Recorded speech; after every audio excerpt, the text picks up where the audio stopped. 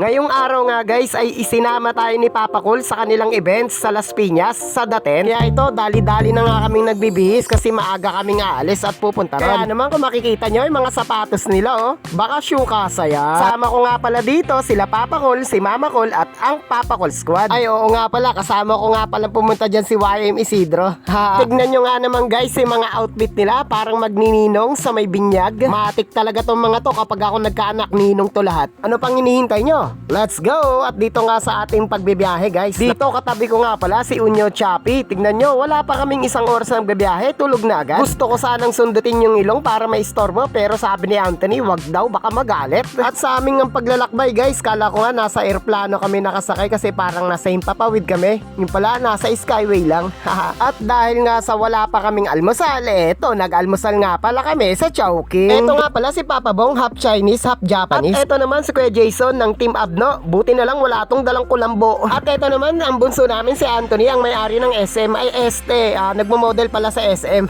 Kumaway na nga rin pala dyan si Mama Cool, busy kasi sa pagkain. At eto, tumirada na rin tayo, hindi tayo papahuli, kain mode na. Ay oo nga pala, halos 3 taon na pala akong hindi nakakakain dyan sa Chowking, kaya naman na-miss ko to nung sobra ang Laureate. After namin kumain at kami ay nabusog talaga namang eto, lakad mode na kami para bumaba ang aming kinain, papunta na kami sa Daten. At excited na nga si Papa Cool, sabi niya nga dyan lahat na magpapapicture sa kanya ay bibigyan niya ng jacket. Ready na rin pala yung camera ni YM Isidro dyan at pipitik siya ng mga nagagandahang babae. Nako YM Isidro simpleng babaero ka din pala.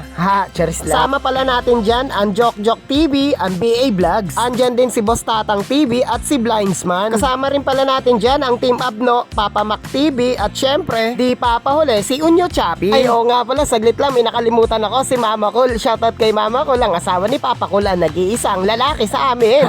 Joke lang Mama Cool. Nang binigay na nga ang bracelet sa amin, yan po yung pinakapalatandaan na pwede na kami pumasok sa loob. At si Anthony, ang bunso namin, yan pala ang may-ari ng SM. Ay Este, nagmo-model pala yan sa SM guys. Gwapong gwapo yan, single na single si Anthony. Si Anthony nga pala guys ay tahimik lang, parang si Mark Agoy. At nang nakompleto na kami ay let's bolt in na kami. Let's bolt in, let's go!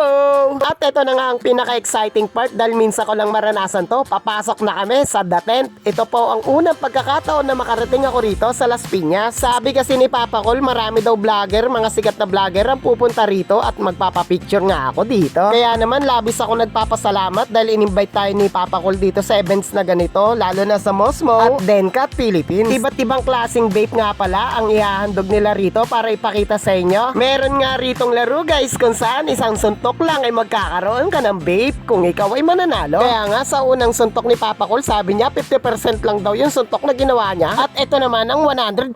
Kaso sala dahil tumama yun sa gilid, kaya sayang, kita mo 500 lang yung taas ng suntok. Kaya naman ako sinubukan ko rin kung gaano ba kalakas ang aking suntok. Ito unang sapak. Pero ang totoo guys, dati gusto ko talaga magboxing pero ngayon nawala na. Dito guys nakita ko sa Idol Joel, malupiton. Malupit talaga yan magpatawa, grabe. At sa wakas nga guys, na-meet ko rin yung Happy Friends. Grabe, ang babait ng mga yan. Bukod sa ang galing-galing nilang umacting sa vlog, talagang ang galing din nila magpatawa. Dati hilig ko lang talaga mag-vlog, ngayon nakaka-inspire sila. Bukod sa sumasahod na sila, ay talaga namang yumayaman na rin sila. At dito nga guys, nakita ko rin yung magaling magtanong kung Jutes ba o Dax.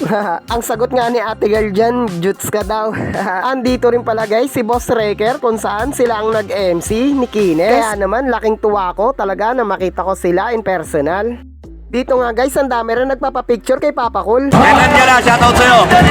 Shoutout pa nga tayo ni General Kamote at andito rin si Idol Motovlog. Ang ganda niya nga Andito din si Boss Jawo Gwapo parehas kami. Agoy. Nagpa-picture din ako sa mga iba't ibang klaseng vlogger na narito. Mga sikat to guys, mga napapanood ko lang to pero nakapagpa-picture na ako sa kanila. Talagang nakakatuwa nga naman sa pakiramdam Eto nga si Mastermind, grabe napapanood ko lang din to. Ngayon may selfie na kami. At eto na nga yung isang vlogger na mapagtanong kung saan tinatanong niya si Reker kung Jutes ba siya or Dax. Sabi nga dyan ni Boss Reker, syempre Dax ako, sampaling kita ng talong ko At syempre andito rin si YM Isidro, di yan papahuli. Dito nga guys sa Dencat at Mosmo, talagang pinipilaan at pinag-aagawan ng kanilang mga vape. At eto na, nakapagpa-picture na ako na mainam kay General Kamote. Talagang idol na idol ko to. Bukod sa tumutulong na to, may mga aral guys, yung mga video nito. At dito guys, nakita ko rin si Daniel Sapatilla. Tinanong ko nga kung ba't sila nag-break ni ni Catherine Bernardo. Sabi niya, wala raw forever. Agoy. Sayang ang 11 years. Boo. At dito nga sa labas guys, nakita ko ang pinakamagaling mag-magic. Talagang idol ko sa pagmamagic si Jeffrey Tan. Grabe ang husay nito. At dito nga din guys, nakita ko rin si Ate Ganda. Grabe, fan na fan siya ng mga vape.